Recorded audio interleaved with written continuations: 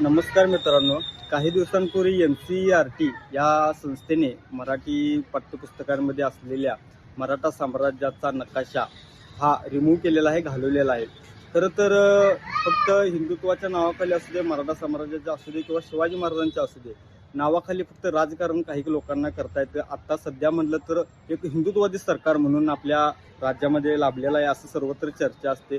पण हे सरकार काय करत आहे?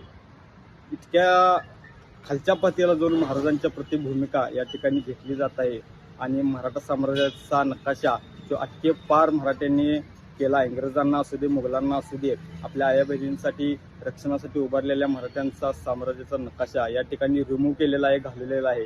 तरीही या राजकारण्यांचा असू दे किंवा दिग्गज पुढाऱ्यांचा असू दे, या संदर्भात कोणतीही प्रतिक्रिया या संदर्भात आपल्याला उमटलेली दिसत नाही आहे. म्हणजे यावरून आपल्याला कळतं की भविष्यात देखील फक्त या हिंदुत्वाच्या नावाखाली, मराठा साम्राज्याच्या नावाखाली आणि छत्रपती शिवाजी महाराजांच्या नावाखाली फक्त आणि फक्त राजकारण करण्यात येणार आहे. अन्यथा या संदर्भात कोणतीही दूरदृष्टी यांची या ठिकाणी दिसत नाही आहे. धन्यवाद.